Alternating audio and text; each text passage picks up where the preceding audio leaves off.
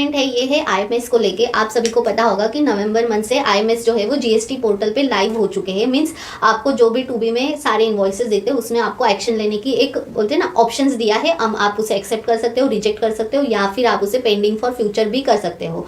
तो उसी में काफ़ी और एक नया एडिशन इसमें करने वाले हैं, तो आज हम उसी के बारे में बात करेंगे। आई फील कि इस चेंज के बाद में जो अकाउंटेंट है, जो अकाउंटेंट की जॉब करे, उनका थोड़ा सा जो वर्क है वो बढ़ सकता है, बिकॉज अल्टीमेटली ये सारी चीज़ों का रिकन्सिलेशन करना एक अकाउंटेंट की जिम्मेदारी, रिस्पॉन्सिबिलिटी हो जाती है। तो हर महीने हमारे टूबी में सब सही से इन्वॉइसेस आ रहे, नहीं आ रहे, अगर नहीं आ रहे तो उस पर क्या एक्शंस लेनी है, वो सारी जो चीज़ें हैं वो एक अकाउंटेंट ही करते हैं। तो इस चेंज को अगर आप एक एज अ अकाउंटेंट हो तो आपके लिए ये एक बहुत ही बड़ा और बहुत इंपॉर्टेंट अपडेट है। तो इस वीडियो को एंड तक जरूर देखें। इसी रिलीज में और भी काफ़ी ज़्यादा चेंजेस हुए हैं, उसको भी लेके मैं कोशिश करूंगी कि 1 बाय 1 आप तक वीडियो उसके बारे में भी पहुंचा सकूं। ठीक है, तो चलिए देखते हैं क्या है।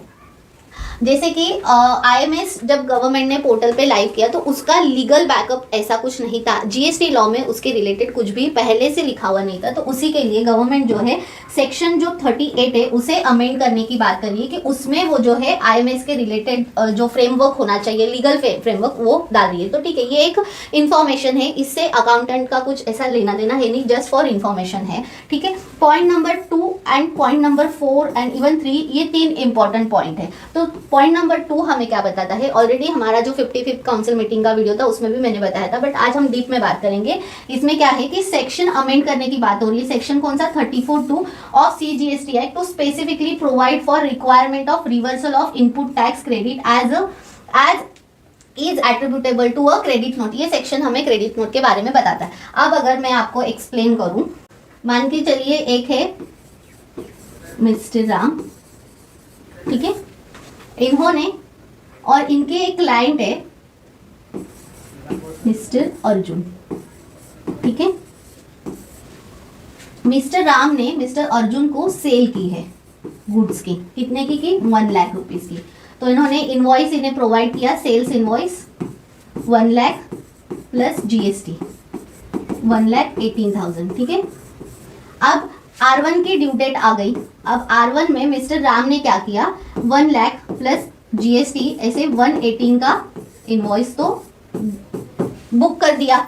अब इन्होंने 1 में किया, मिस्टर अर्जुन को उनके 2B में दिखा, मींस उन्हें आईएमएस में दिख रहा है। अब इनके पास में ऑप्शन है फिलहाल एक्सेप्ट करो, रिजेक्ट करो या पेंडिंग करो। तो मिस्टर अर्जुन ने क्या किया कि मिस्टर राम को बोला कि नहीं, मुझे 1 लाख के गुड्स नहीं चाहिए, मुझे सिर्फ 50,000 के गुड्स चाहिए।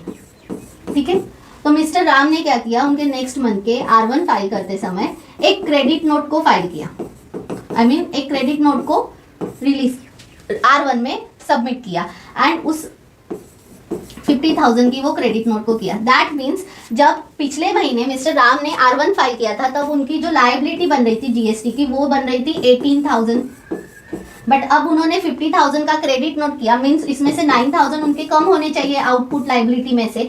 अभी तक क्या हो रहा था कि अगर आप क्रेडिट नोट डालते हो, सप्लायर, ये जो सप्लायर है, ठीक है, और ये कौन है, रिसिपिएंट। ठीक है, तो जब सप्लायर क्रेडिट नोट पास करते हैं तो उनकी जो लायबिलिटी होती है, आउटपुट लायबिलिटी, उसमें से वो माइनस हो जाती है। मीन्स अब उनकी लायबिलिटी कितनी है, 9,000 ही है। लेकिन अब इस नोटिफिकेशन के द्वारा हमें पता चलता है कि गवर्नमेंट क्या बोल रही है कि जब सप्लायर क्रेडिट नोट पास करेंगे, जो सप्लायर है वो क्रेडिट नोट जब पास करेंगे तब आईएमएस में 2B में उसका रिफ्लेक्शन आएगा। दैट मीन्स जो रिसिपिएंट है वो जब तक इस क्रेडिट नोट को एक्सेप्ट, रिजेक्ट या पेंडिंग जो भी एक्शंस हम लेते हैं वो नहीं करते, तब तक इस सप्लायर की जो आउटपुट लायबिलिटी होगी वो कम नहीं होगी। अब समझ में आया। मींस अगर आप एज अ सप्लायर आप किसी पार्टी को सेल्स इनवॉइस देते हो एंड अगर उसके बाद में वो अगर रिवाइज करना पड़ता है, उसके लिए अगर आप उसे क्रेडिट नोट प्रोवाइड कर रहे हो, तो ये एक अकाउंटेंट की अब जिम्मेदारी होगी कि जो भी उनकी पार्टी है, परचेस पार्टी, रिसिपिएंट, उन्हें बोलना कि आपके आईएमएस में जब वो क्रेडिट नोट शो होगी तब आपको वो एक्सेप्ट करना है, रिजेक्ट नहीं करना है। अगर गलती से रिजेक्ट हो गई तो आपकी जो लायबिलिटी है वो कम नहीं होने वाली है। तो ये एक अब अकाउंटेंट की जिम्मेदारी हो गई है कि उसके लिए भी उन्हें अब फॉलोअप जो है वो लेना पड़ सकता है।